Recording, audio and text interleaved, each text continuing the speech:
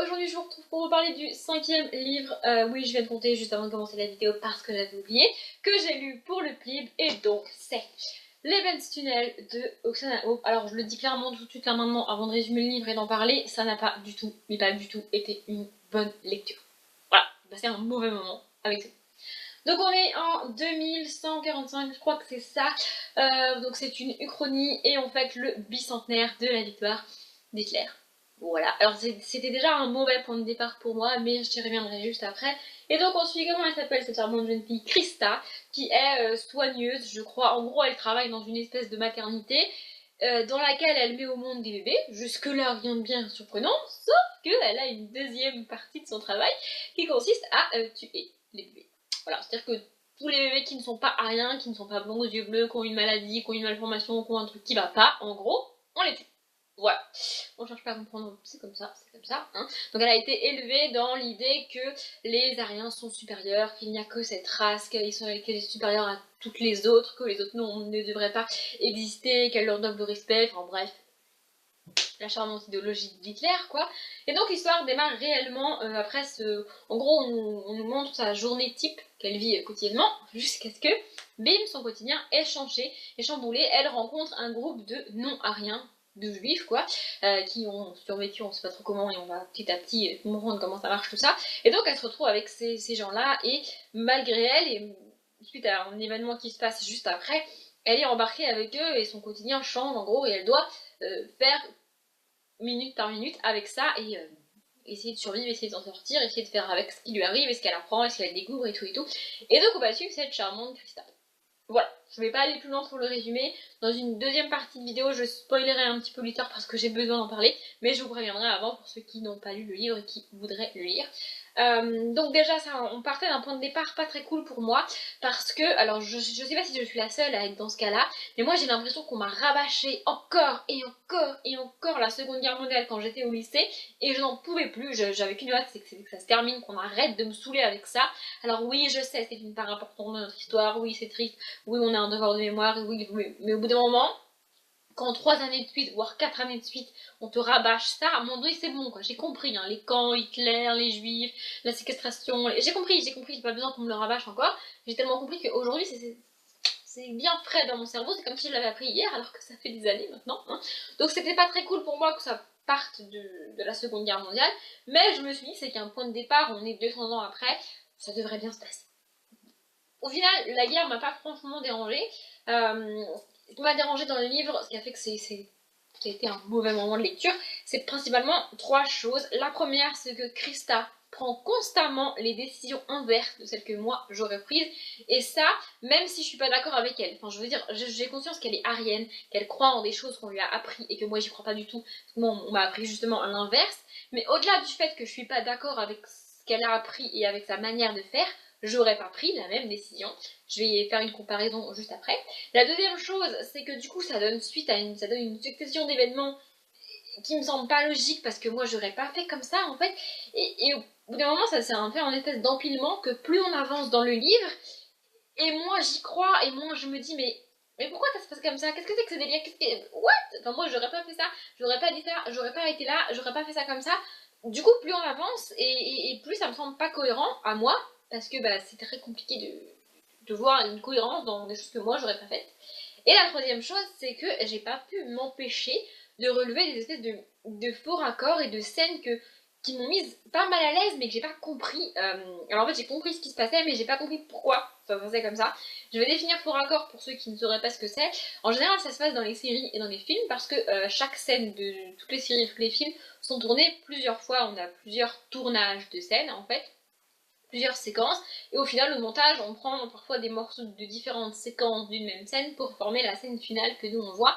Ce qui fait que par exemple, sur un plan, on a un personnage qui prend une veste, je sais pas, n'importe quoi, et sur le plan d'après, ce personnage n'a pas encore pris la veste parce que c'était pas de la même séquence. Vous voyez, du coup, ça donne des petits faux raccords comme ça, des trucs qui sont pas logiques.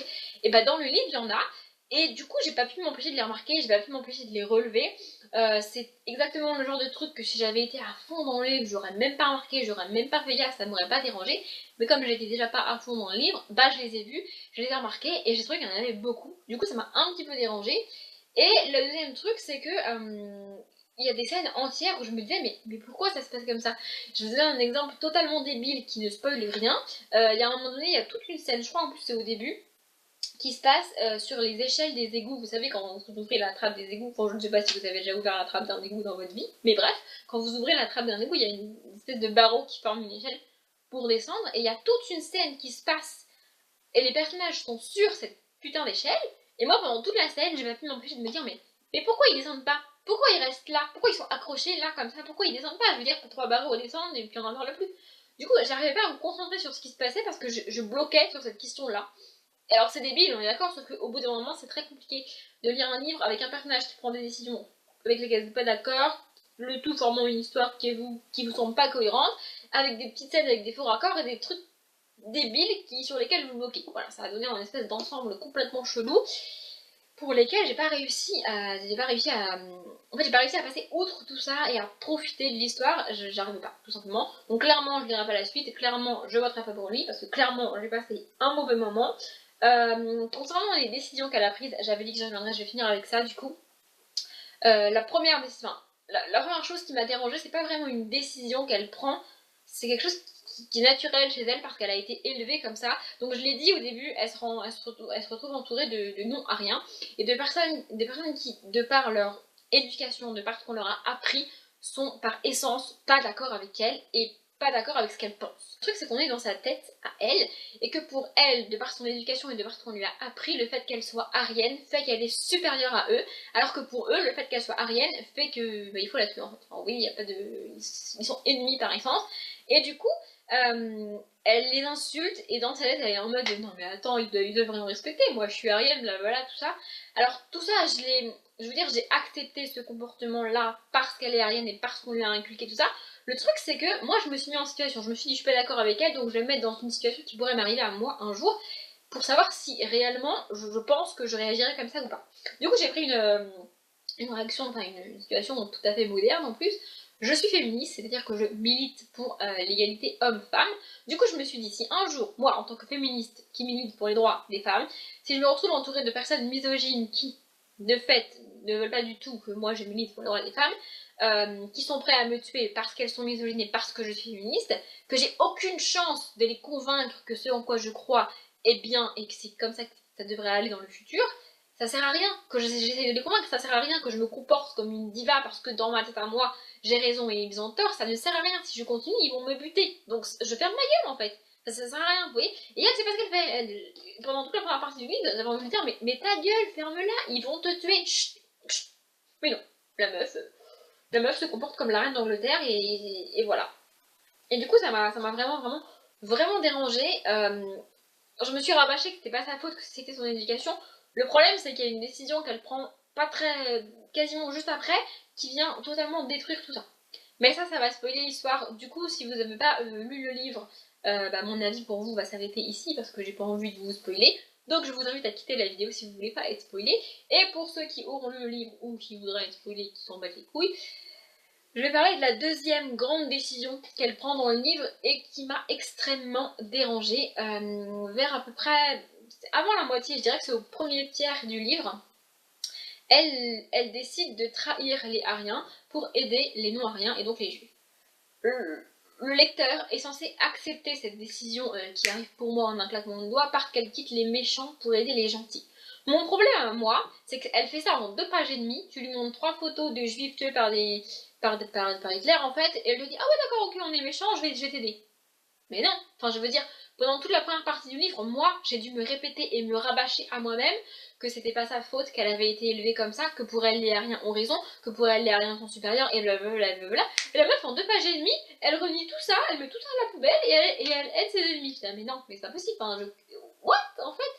Et toujours avec ma comparaison des misogynes et des féministes, c'est pas parce que tout un groupe de misogynes me montre 3 photos de mecs tués par des soi-disant féministes et me dit tu vois franchement c'est pas cool ce qu'ils ont fait, que je vais leur dire ah ouais t'as raison, je suis plus féministe, je t'aide contre les féministes. Bah non, au mieux ils arriveront à me faire douter, au mieux ils arriveront à me faire dire que les féministes qui ont tué ces misogynes effectivement se sont mal comportés et qu'effectivement c'est pas cool, mais jamais, au grand jamais, sur la base de 3 photos de mecs morts, je vais renier tout ce en quoi je crois pour les aider eux. Enfin, c'est pas possible, enfin, ça me semble totalement aberrant. Pas en un claquement de doigts, peut-être que je finirai par le faire si on arrive à me prouver que j'ai tort et qu'ils ont raison, ce qui au passage est pas près d'arriver, mais ça passera pas en 2 jours et demi. Enfin, la meuf, en 2 pages et demie, elle renie tout ce qu'on lui a appris et elle aide ses ennemis. J'étais là, mais c'est pas possible. Enfin, et à partir de là, du coup, à partir de là, s'ensuit une succession d'événements qui découlent de quelque chose que je ne comprends pas. Du coup, voilà, je n'ai pas compris. Enfin, j'ai compris le livre, mais je comprends pas pourquoi ça se passe comme ça. Pour moi, c'est pas, ça va pas. Ça va pas. Même la fin, ça m'a pas franchement emballé. Non, je n'irai pas la suite, clairement. Je ne suis pas d'accord avec ce qui se passe. Je ne comprends pas pourquoi ça se passe comme ça. Et je n'adhère pas au livre et au truc qui s'y passe. Voilà, je crois que j'ai répété assez de fois la même chose. Je pense que vous avez compris. Je suis désolée si vous avez aimé ce livre, mais moi clairement, j'ai pas aimé. Hein, voilà. J'avais quand même écouté une musique parce que c'est un tome 1, mais bon, clairement, ça ne servira plus à rien parce que je n'irai pas la suite. Mais c'était Stay It de Daniel Sky. Voilà. J'espère avoir été assez claire, j'espère que les personnes qui auront aimé ce livre comprendront mon avis et que je n'ai pas aimé. Moi je respecte que vous ayez aimé et que vous ayez passé un bon moment. D'ailleurs Patatra, qui est une booktubeuse que j'aime beaucoup, a adoré ce livre. Et bah c'est très cool pour elle, mais moi c'est pas mon cas. Voilà. Comme d'habitude, je vous souhaite une bonne journée, un bon après-midi, un bon appétit ou une bonne nuit. Et je vous dis à bientôt.